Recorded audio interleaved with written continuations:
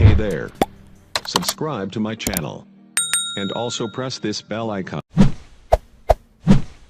Bismillahirrahmanirrahim.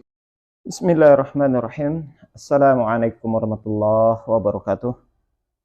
Alhamdulillahi rabbil alamin. Assalatu wassalamu ala asyrafil anbiya'i wal mursalin wa ala alihi wa sahbihi rasulillahi ajma'in. Rabbi shrah li sadri wa yassir li amri wa hlul 'uqdatam min lisani yafqahu qawli. Alhamdulillah, puji syukur kita ucapkan kehadirat Allah Subhanahu wa taala. Sampai hari ini Allah masih memberikan kesehatan kepada kita semua. Salawat dan salam kepada Nabi Allah Muhammad sallallahu alaihi wasallam. Allahumma shalli ala Muhammad wa ala ali Muhammad. Uswatun hasanah buat kita semua, contoh suri tauladan hidup untuk seluruh umat manusia. Saudara sekalian, pada kesempatan kali ini kita kembali membicarakan tentang perbandingan agama. Setelah beberapa video sebelumnya kita fokus kepada pembicaraan tentang Pondok Pesantren Al-Zaitun, ya, di bawah pimpinan Panji Gumilang, Syekh Panji Gumilang.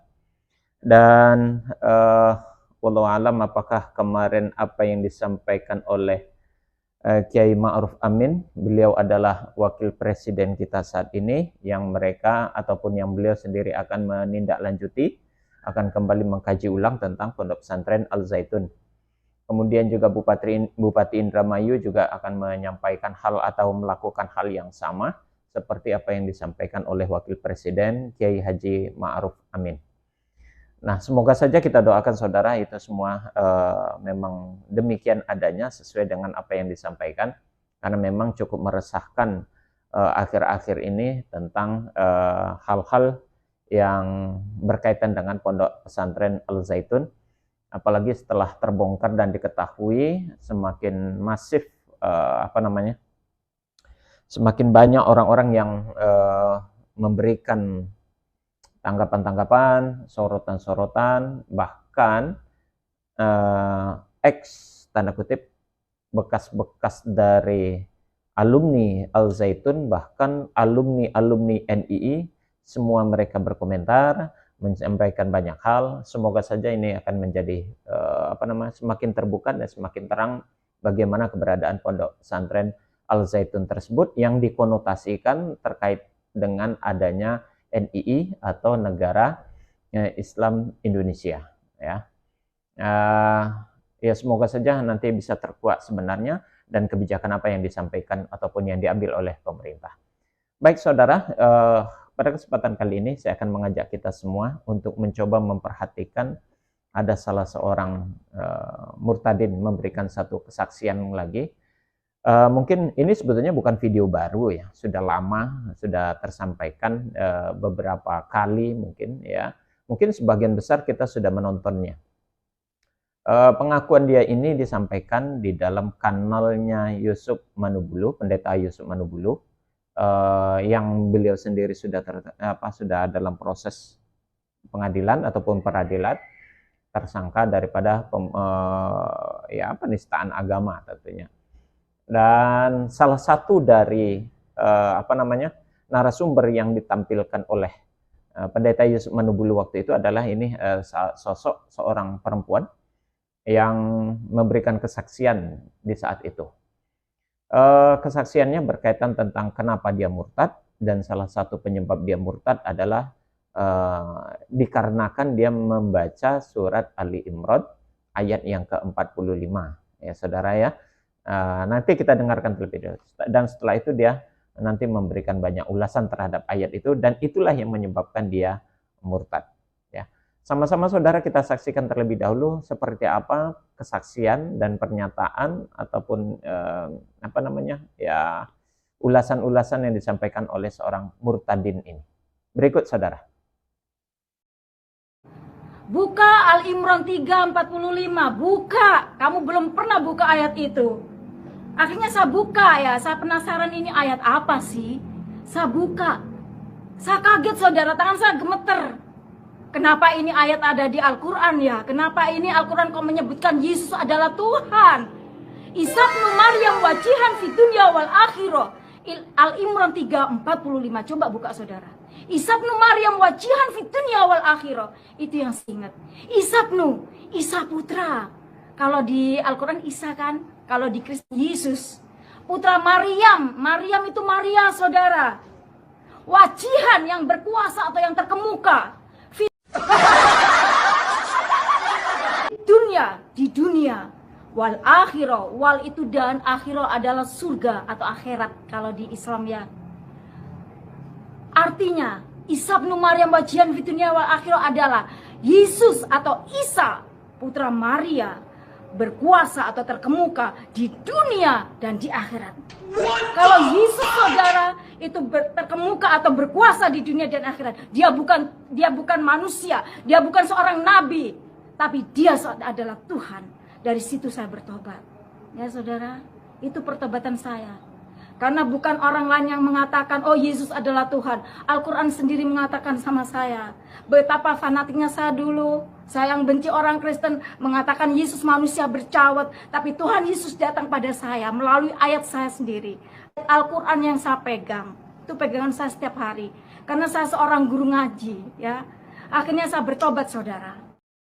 Baik, saudara sekalian, sudah sama-sama kita saksikan cuplikan ataupun potongan video dari kesaksian seorang murtadin, ya, seorang perempuan atau wanita yang mengaku dirinya dulunya adalah Muslim, ya, beragama Islam, kemudian dia murtad, memeluk agama Kristen, disebabkan dia dalam mimpinya berjumpa dengan Yesus, ya.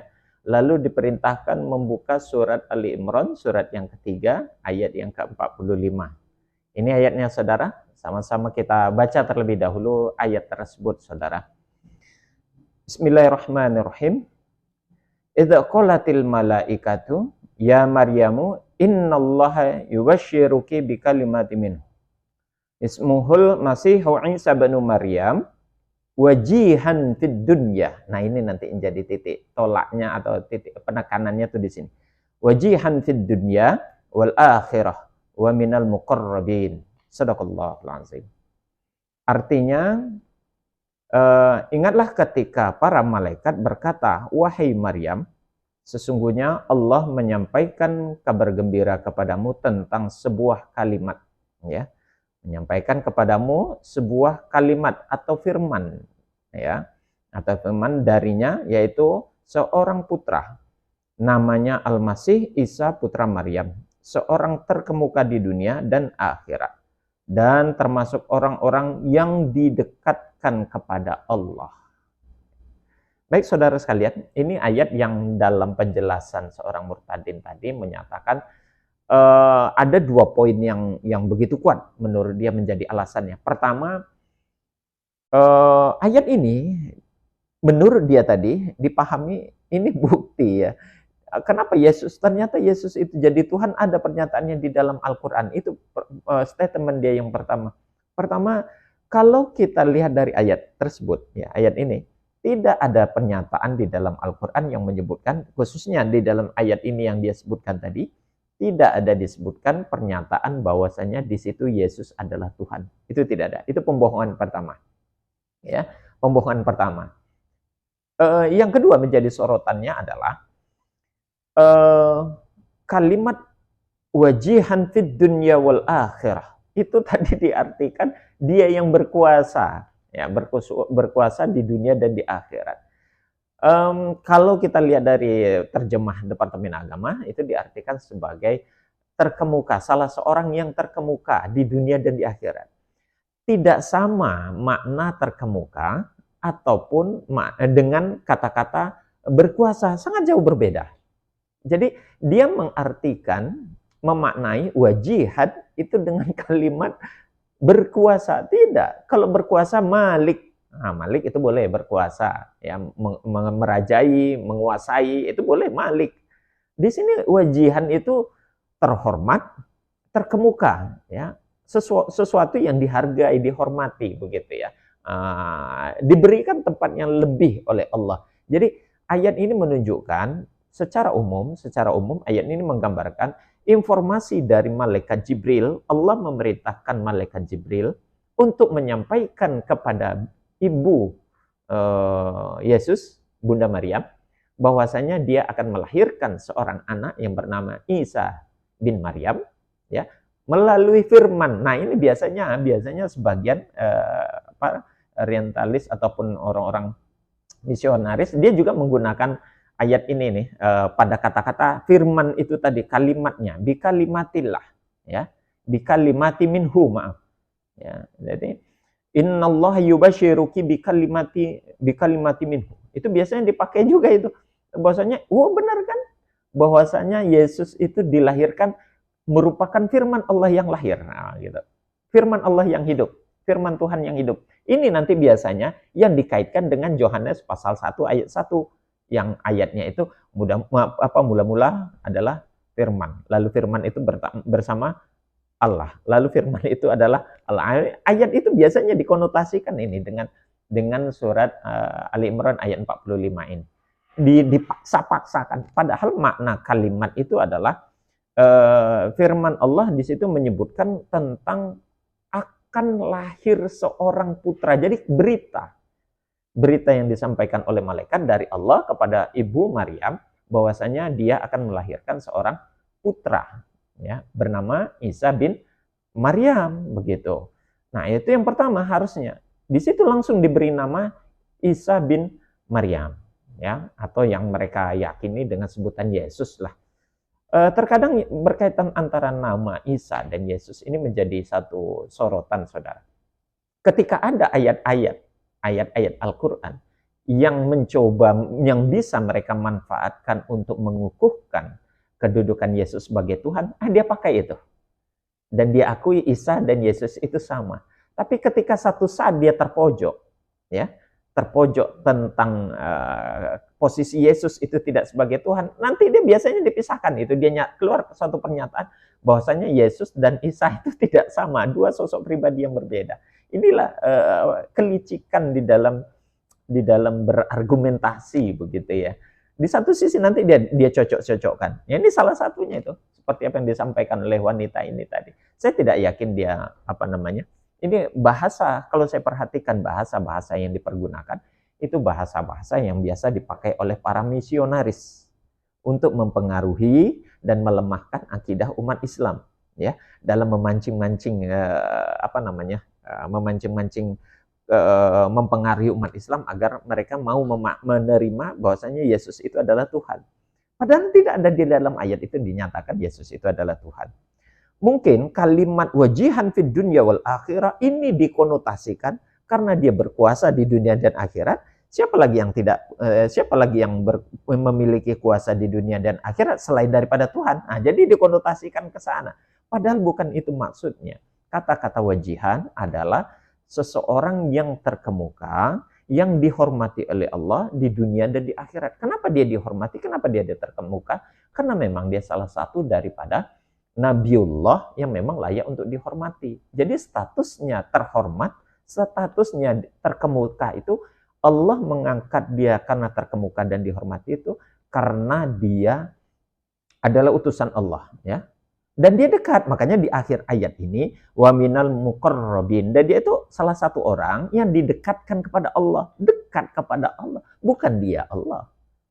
Sama halnya status dia itu Nabi Isa atau Yesus itu yang mendapat posisi terkemuka di sisi Allah, seperti bagaimana itu juga disampaikan kepada kepada Nabi Musa, ya. Lihat nanti di dalam surat Al-Ahzab, ya, surat Al-Ahzab ayat 69. Bunyinya begini. Bismillahirrahmanirrahim. Ya ayyuhalladzina amanu la takunu kalladzi adza Musa fabarra'ahu Allahu mimma qalu wa kana 'indallahi wajihan. Nah, ada kata-kata wajihan juga di ayat itu. Artinya adalah, wahai orang-orang yang beriman, janganlah kamu seperti orang-orang yang menyakiti Musa. Maka Allah membersihkan dari tuduhan-tuduhan yang mereka lontarkan, dan dia salah seorang yang mempunyai kedudukan terhormat. Terhormat dia di sisi Allah. Jadi Musa dan Isa atau Yesus sama-sama disebutkan kata Allah wajihan. Seseorang yang mendapat salah seorang yang mendapat kehormatan, terhormat di dunia dan di akhirat. Bahkan kalau di dalam surat Ali Imran tadi dikatakan Isa atau Yesus itu didekatkan kepada Allah, maka di sini bagi Musa juga begitu. Dia terhormat di sisi Allah sama. Jadi jangan ayat ini dipelintirkan seolah-olah Al-Quran itu mengakui tentang ketuhanan Yesus. Itu sangat dangkal pemahamannya. Ironi yang ketiga dalam hal ini adalah pengakuan dia sebagai seorang guru ngaji. Sangat disayangkan. Kalaulah memang dia dulu pernah menjadi guru ngaji, ini salah satu guru ngaji yang keblinger dan dangkal keilmuannya. Karena dia tidak memahami Al-Quran sehingga ada yang mempengaruhi dengan mudah tergelincir gitu. Orang kalau kuat ketaatannya terhadap Al-Quran itu begitu kuat, nggak akan semudah itu. Apalagi dia seorang guru ngaji, mudah tergelincir itu, saya yakin bohong dia. Itu sangat berbohong dia untuk hal itu ya. Kata-kata tadi dia juga menyebutkan kata-kata akhirat itu adalah surga. Belum tentu. Di akhirat itu tidak hanya surga, ada neraka juga. Proses perjalanan hidup manusia setelah kematiannya adalah alam barzakh, alam kubur, ya. Nanti yaumul ba'ats, hari kebangkitan. Kemudian ada yaumul mahsyar, itu hari tempat manusia dikumpulkan, itu kategori akhirat semua. Kemudian ada yaumul hisab, ya, yaumul mizan, timbangan, ya. Nanti baru yaumul hisab itu hari pembalasan. Nah, di pembalasan itulah antara surga dan neraka. Jadi pemahaman dia begitu dangkal tentang konsep akhirat. Makanya saya katakan tadi, saya tidak yakin kalau dia ini dulu seorang muslim yang taat, tidak yakin. Kalau memang dia pernah dulu muslim yang sangat dangkal pengetahuannya, itu yang pertama. Yang kedua, atau alternatif yang kedua, dia ini memang misionaris. Karena misionaris itu akan mempelajari beberapa konsep-konsep syariat Islam, yang itu dia pakai untuk mendangkalkan akidah umat Islam. Saya yakin begitu. Ya, antara dua itulah. Kalau memang dia pernah dulu muslim yang tidak taat, atau yang kedua, dia adalah orang memang diproses menjadi seorang misionaris. Ini tanggapan kita saudara berkaitan tentang apa yang disampaikan oleh seorang yang mengaku dirinya seorang murtadin, guru ngaji, ya. Saya tidak mempermasalahkan dia murtad, itu urusan dia lah kalau dia murtad. Tapi cara dia memahami Al-Quran, apalagi memang ini surat Ali Imran ayat yang ke-45 ini memang sering sekali dipakai oleh para misionaris untuk mendangkalkan akidah umat Islam. Sebagai ayat yang dijadikan pengukuhan di dalam Al-Quran seolah-olah diakui Yesus itu adalah Tuhan. Itu sangat salah besar dan salah kaprah. Dari sisi konteks ayat itu tidak ke sana perginya. Ya. Demikian saudara, semoga ini bermanfaat dan menjadi iktibar bagi kita bersama. Kita berhati-hati dari gerakan-gerakan misionaris kristenisasi. Demikian, kita tutup dengan kafaratul majelis. Subhanakallahumma wa bihamdik, asyhadu an la ilaha illa anta, astaghfiruka wa atubu ilaik. Assalamualaikum warahmatullahi wabarakatuh.